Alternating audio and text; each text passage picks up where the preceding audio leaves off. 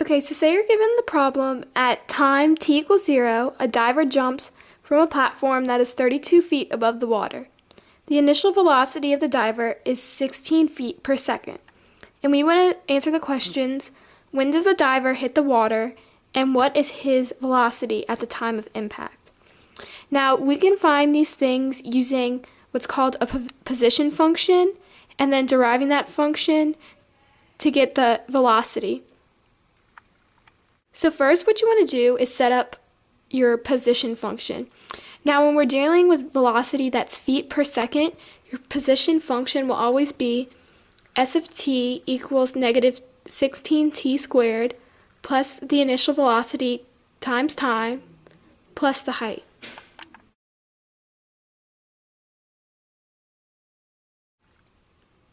Now, in this case, we don't know our time, but we do know that the initial velocity is 16 feet per second and the height is 32 feet.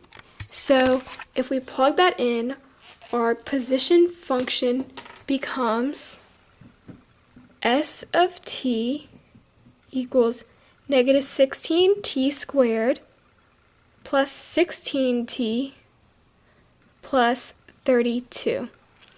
Now we can answer our first question, when does the diver hit the water? So if this is going to help us find the position of the diver, we want to set all of this equal to 0. Because if we draw a picture here, and we have a little diver, and he's up here, he's about to go dive, and this is 32 feet, and this is the water right here. Right here, he's at 32 feet. Right here, he's probably halfway at 16 feet. And right here is 0, right? So we want to find, because it's 32 feet from the water, so we want to find what time it is whenever he's at 0 feet. Okay, so when we set this function equal to 0, we get negative 16t squared plus 16t plus 32 equals 0. Now we can factor out the negative 16 to get t squared minus t minus 2 equals 0. And then divide both sides by negative 16 to get t squared minus t minus 2 equals 0. Now if we factor this, we get t minus 2 times t plus 1 equals 0. So whenever the time equals 2 or negative 1, the position function will equal 0. But we can't have a negative time, so we are going to say that t equals 2 seconds. Sorry, that looks like a 5.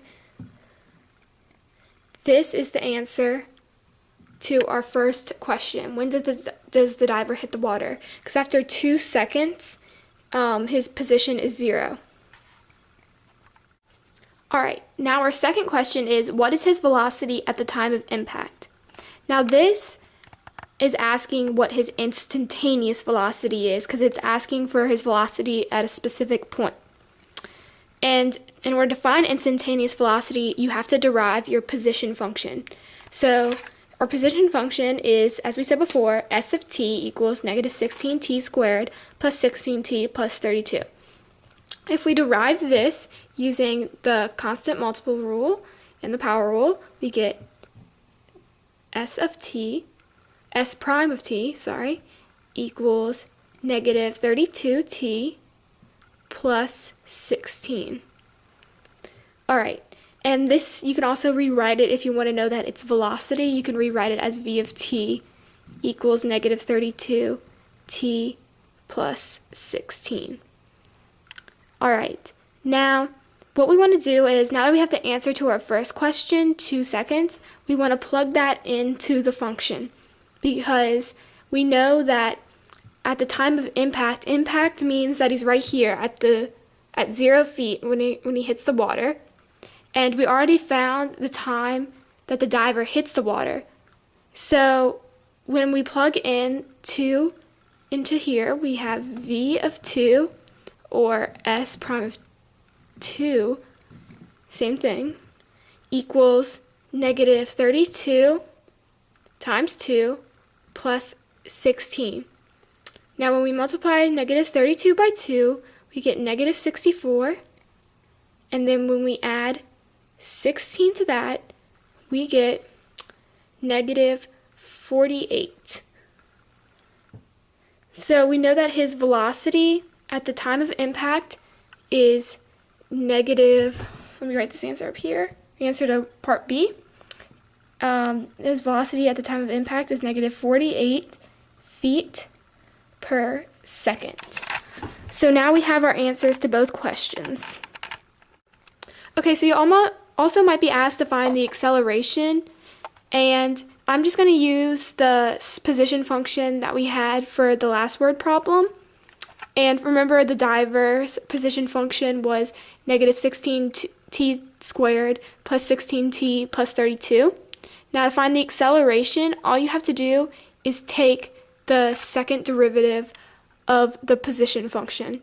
So if you remember, we took the first derivative to find the velocity function. So s prime of t equals 32 plus 16, that's the derivative of the position function. And to find the second derivative, we just take the derivative of this. So, sorry, that was wrong. So if we find the derivative of this, we use the power rule, / the constant multiple rule here. Since this is t to the first, this becomes negative 32. And you subtract 1 from the exponent, and we know anything to the 0 power is 1.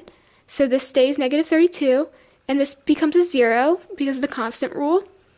And we find that our acceleration is negative 32 feet per second squared. And that is how you find the acceleration through differentiation. Alright, so sometimes you might encounter a problem like this. A ball is dropped from a height of 100 feet. Find the average velocity of a ball on the time interval 1, 2. Okay, now recall from the last video that anytime you're dealing with velocity, that's feet per second, you want to put your position function as s of t equals negative 16t squared plus the initial velocity times the time plus s, which is the height. Now let's plug in the information we have from the word problem into this position function. Now we don't know the time, but we will have to plug in these times later, so keep that in mind. But we're going to plug in the initial velocity and the height. So our initial velocity, since it didn't give us one, we're just going to assume it's 0. And the height is 100 feet. So if we plug that in, we get s of t equals negative 16t squared plus 0t plus 100 feet. And so we can simplify that to read s of t equals negative 16t squared plus 100. Okay, now we're going to try to find the average velocity. And this is like finding the slope. So if you remember, slope is just the change of y over the change in x. And the velocity, you should know, is distance over time. So our distance is going to be our our y, and our time is our x. So to find our distance or position, we're going to have to plug in time. Because remember, when we learned about functions, we learned that f of x is like saying y equals. Well, it's the same thing here. S of t equals is like saying y equals. So if we find the difference in y over this time interval, we can put that in the numerator, and then the change in time in the denominator, and we can find our average velocity, because we're basically saying the change in distance over the change in time, which is the equation for average velocity. So all of that, if you take physics, you probably learned this equation, and all of it relates back to calculus. Okay, so if we plug in 2 into the position function, we get that negative 16 times 2 squared plus 100 equals 36, I believe. Yes, 36 feet. Okay, so our first coordinate that we have is 2, because that's our f of x. 2 and f of x, which is y, is 36. So our first coordinate we have is 236. And now we're going to plug in 1. So if we plug in 1, we get negative 16 times 1 squared plus 100. Okay, now when we plug this in, we get 84. So our next coordinate is 184. So let's plug this into our slope equation to find the average velocity. So if you remember slope, it's like y2 minus y1 over x2 minus x1. So let's plug that in. We get 84 minus 36 over 1 minus 2. So we should get that to be negative 48.